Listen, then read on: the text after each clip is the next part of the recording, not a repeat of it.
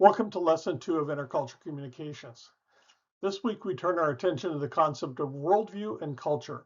And that's something you've likely touched on in other courses, but this time we're going to look at it with a perspective on communication. So we begin with the concept of culture. We said in the last lesson that our cultural specifics filter our understanding and guide the way we make meaning. Our cultures taught us how to interpret certain things. So here are a few truths about culture. One, culture is pervasive. It touches everything we do.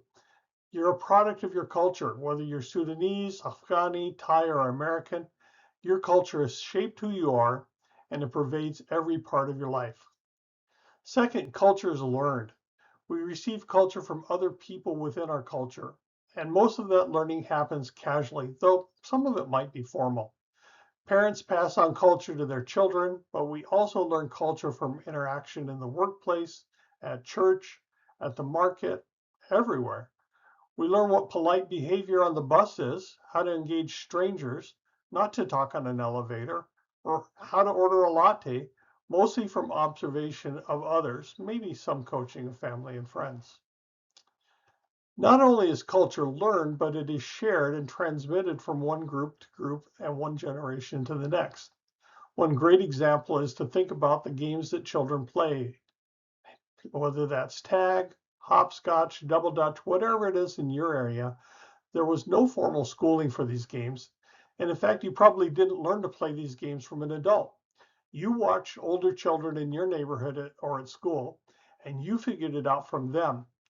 Then the younger children have watched you, and you can see children today playing the same game you played exactly the same way because the rules of those games were passed from child to child across neighborhoods, across cities, across states. Culture is cumulative. Cultures do lose some beliefs, values, and behaviors over time, but they are more aggressive at adding to themselves than taking things away. The influence of one culture adds elements from another culture to itself. American culture may be more scientific and secular from a worldview perspective, but people in America actually still pause when a black cat crosses the path or avoid stepping on cracks in sidewalks. Beliefs have changed, but behavior didn't. We just added things on. And culture is diverse. There are many different cultures in the world, which all face similar challenges but approach them in very different ways, both because there are different strategies available, but also because of other internal influences.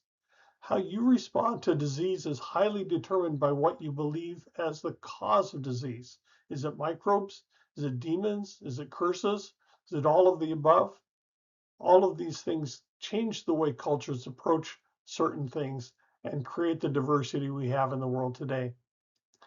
And then culture is constantly changing. As we said, it's cumulative, but it does experience loss. And cultures today are changing more rapidly than ever before in history. The technology we experience today, which deeply shapes our lives, didn't even exist a generation ago. It was the stuff of futuristic fantasy 2 generations ago and would not have even occurred to people 3 generations ago. As a result of both the change and accumulation, cultures are merging and blending like never before. Now, another point is that all cultures tend toward ethnocentricity. That is, every culture thinks it is the best culture, superior to neighboring cultures, and often superior to the rest of the world. That's true no matter where you go. All cultures look at behaviors of other cultures and laugh or are puzzled by them. And when cultures approach things like time, money, or technology differently than the way we do, we don't think of them as different. We think of them as wrong. Ghanaians think Nigerians are wrong. Mexicans think Guatemalans are wrong. Russians think Ukrainians are wrong, and so on. And then culture is an integrated whole or system. That is, if you disrupt something in one part of the culture, it can have a ripple effect in another part. When we added smartphones to our culture, we gained access to knowledge, but we also lost traditional practices. Our grandparents who were farmers maybe looked at the wind, listened to insects, watched the sky, and planned their farming accordingly. Now we let professionals examine the weather and read a report on our phone and no one understands the sound of crickets anymore. I like to think of it this way. A spider's web is integrated and connected. Each thread pulls on the other. If you cut one thread, you change the whole web. When we introduce the gospel into a culture, the people change their belief, and it has an impact on culture. This is why traditional cultures are so resistant to the gospel, because they don't want that change to happen. And they know that if they listen to you, it will. That's the reason that we should pause and think about it. To what degree am I bringing my own culture along with my Christian faith? When I bring change into this culture, am I changing things that the Bible says the culture should change, or am I changing things that don't actually need to be changed? We need to be willing to think about the implications of the change we bring. Now let's talk about worldview. We might confuse worldview and culture. I see them as different.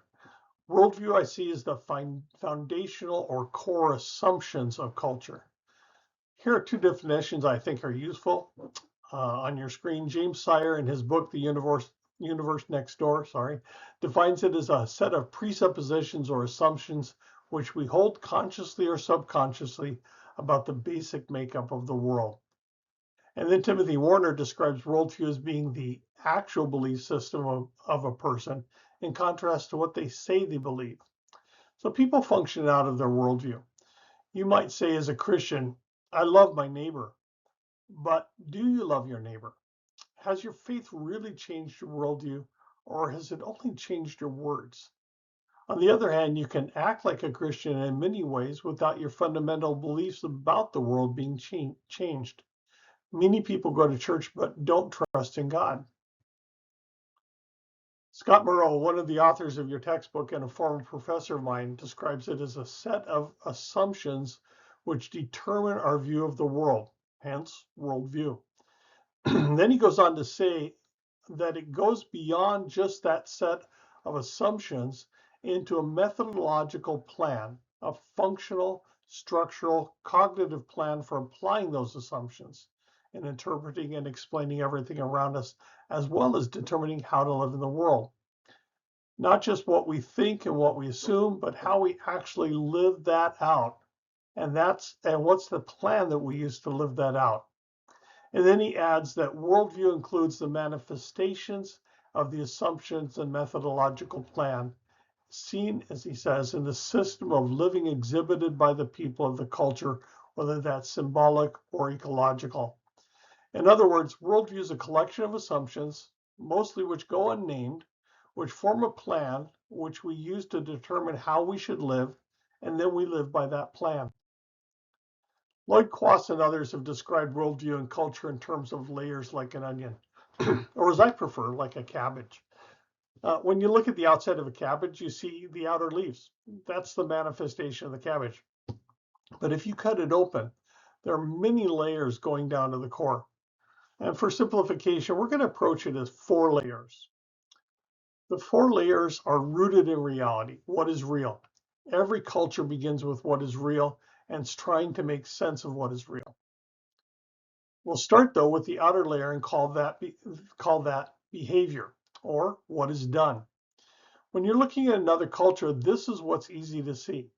It includes things like how they cook, what their houses look like, where they sleep, what they wear, how they talk, how they say hello, and other specific customs that the culture holds.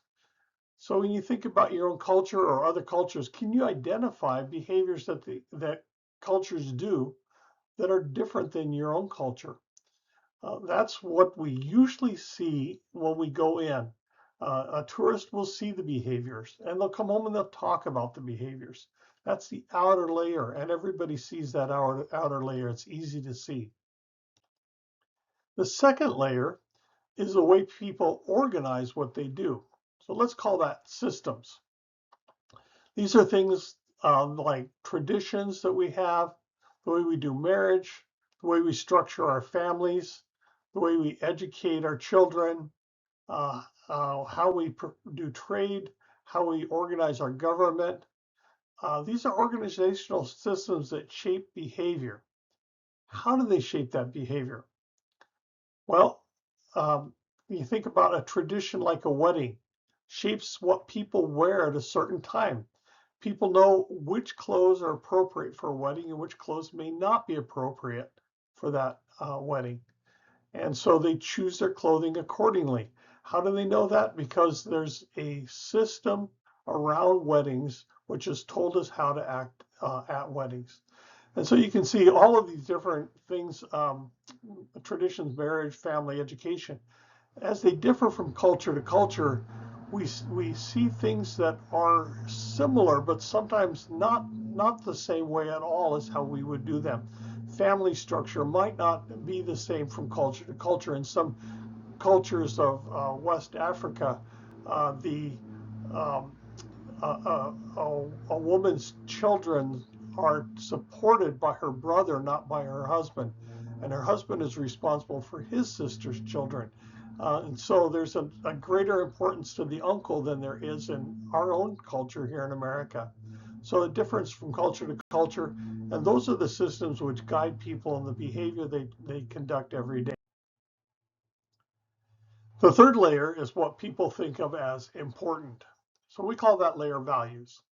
With the cabbage, the outer leaves on the top of the head were visible before we cut it. But to see these next layers, we have to cut it open. In culture, the outer layers, behavior and systems are easy to see, but the inner layers are much harder to see. People live their lives based on these things, but they're usually unaware of them and don't often talk about them. We have a sense that these are important, and when they're brought up, we're able to express ourselves, but we talk about culture mostly in terms of behaviors. To understand the layers of culture, we have to cut it open, and that means for us as learners, making theories, best guesses as to what these things are based on our observations of what they do. And when learning, then we learn to ask the questions to see if we're right. We ask them, if we ask them to explain their values to us, that might not work because people don't always think about their values. But if we ask them questions about why they do the things that they do, we might begin to see some of the values that they have. Some of the values that people have and are common in cultures but differ widely across cultures are things like solidarity, how a group stays together, spirituality, what does it mean to be a devout person? Identity, who are you and how do you belong within the group? Status, how are you identified within and among groups? Are you rich, poor, chief, king, laborer? Comfort, what feels good or right, like the way the house is organized or the type of clothing we wear, the kind of furniture we have in our house varies differently based on how we perceive those things as comfortable, but also comfort in relationships. Beauty, that's a big one. Beauty differs widely from culture to culture. What is considered beautiful? And then there are things like honor and justice and mercy and human rights. Who has human rights? Who doesn't have them? Who has the right to be free? What does freedom mean? So those are some of the things that we would call values, and you have to look for those within a culture. What are the most important of these values to them? What is their culture oriented around concerning these values? Let me give you an example. We see a woman wearing wearing a wedding ring. Sorry, we see a woman wearing a wedding ring. That's a behavior.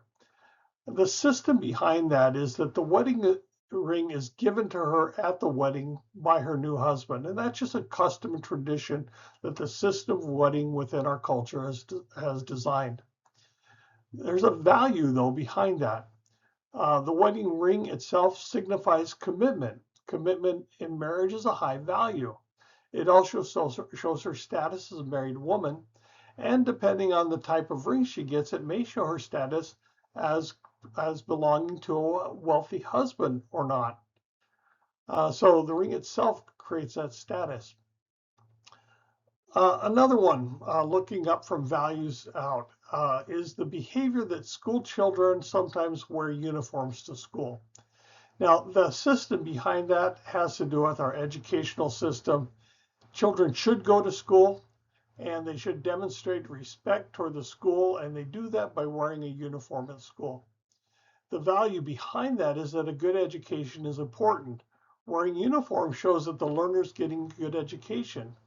Maybe the color and style of the uniform show the particular school, which show the learner's status or maybe their family status. The fact that all children in the school wear the uniform shows that it is important to show solidarity or belonging to a group. Uniforms reduce individuality and therefore help learners to be in the frame of mind of conforming to the standards of the school. Wearing the uniform says that you're committed to upholding the honor of the school. Doing something improper while wearing the uniform brings dishonor on the learner, the family, and the school. Wearing a uniform is more than a behavior. It's a way of living out the values which shape the system of education. That's why we do the things we do.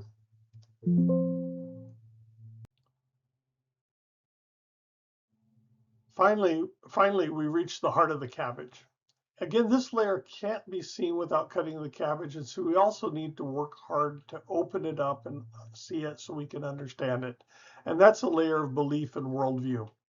The term worldview simply means the way people see the world, their perception of reality. The values that people have come out of their beliefs. When they believe that something is real or true, they give value to it. So beliefs and worldviews include things like, what makes us human?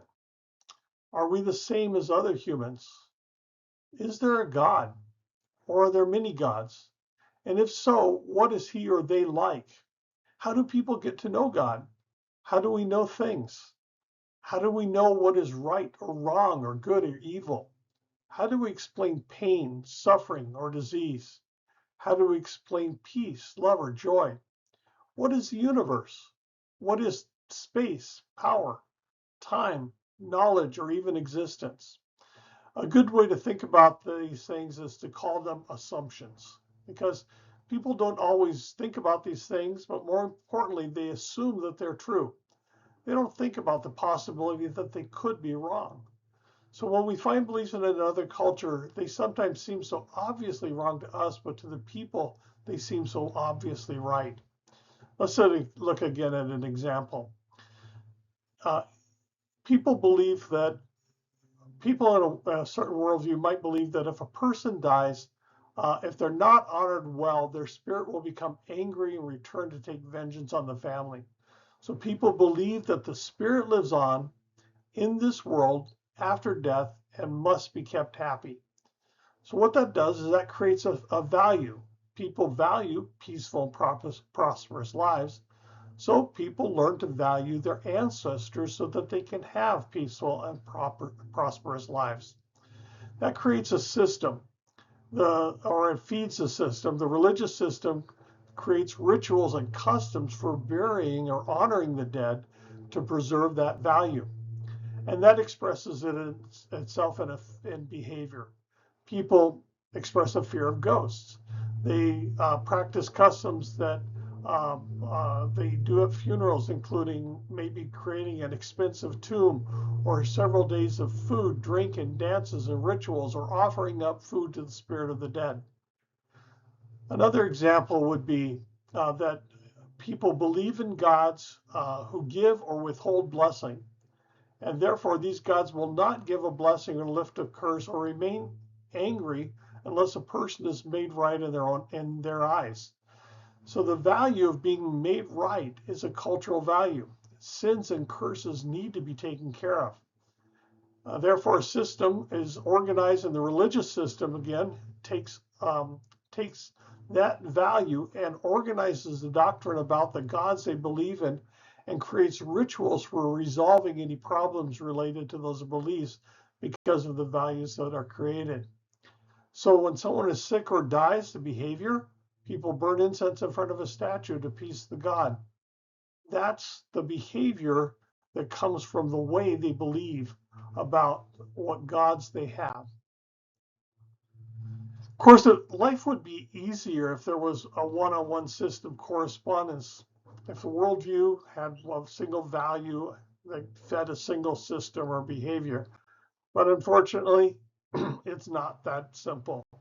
One behavior can be influenced by multiple values, influenced by multiple beliefs based on multiple worldview concepts.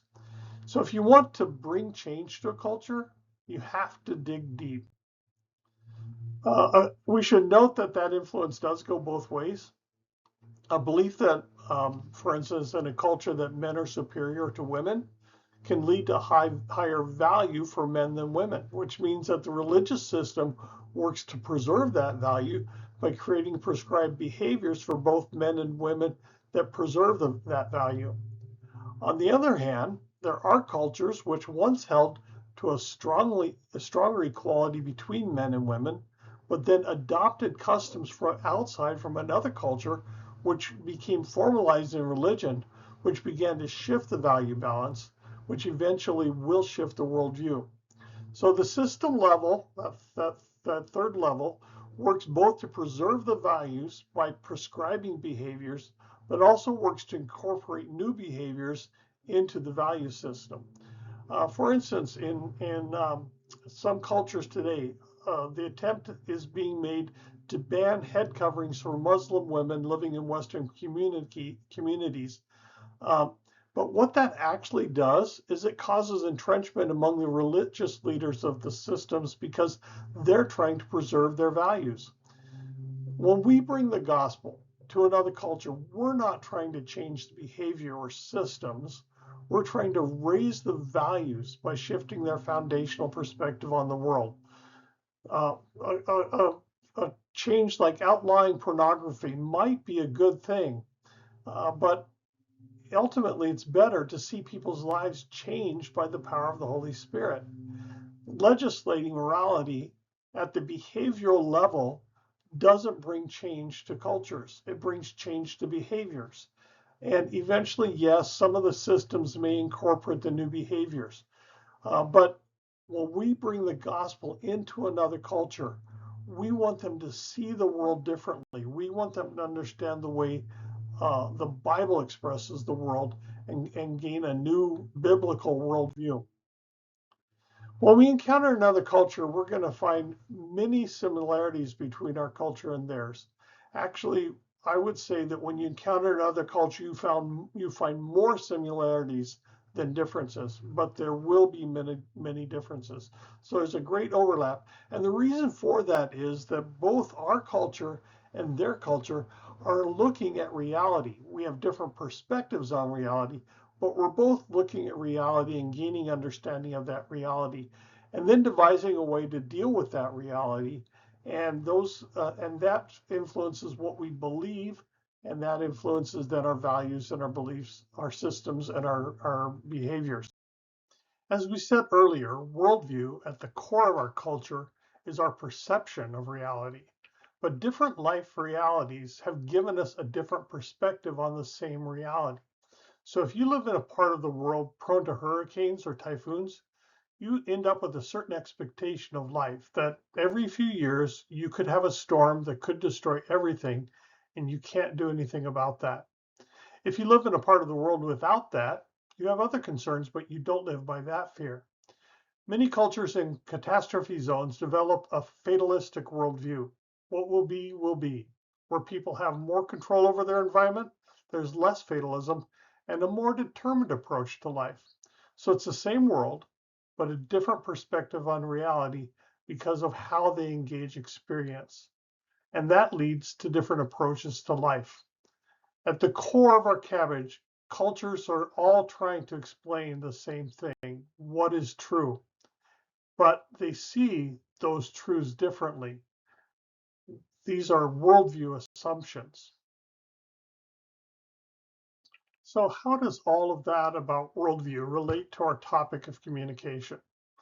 Quite simply, we communicate out of our worldview. Our communication's not just words and phrases and symbols, but it's continually influenced by deeply held assumptions about the way the world works. Our culture has a specific worldview out of which we operate, but so do our subcultures and so do our in-groups. So we're dealing with multiple worldviews at any given moment in our own lives. And the same is true with the person hearing the gospel from you. They're filtering everything you say through the worldviews that they have to deal with every day.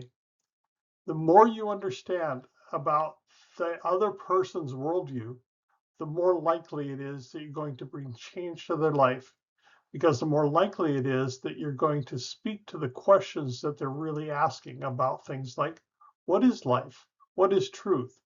What is eternity? What is righteousness? All of these questions that people actually do have, but they already have their answers that are given to them by their worldview. And now you're bringing change to those answers. And that's a big deal for people. And so we really do need to take the time to understand worldviews. Okay, in the next section or the next lecture, we're going to look at another complexity. I told you this isn't easy, but we're going to look at another complexity of how the worldviews that we have in the Bible also shape the message.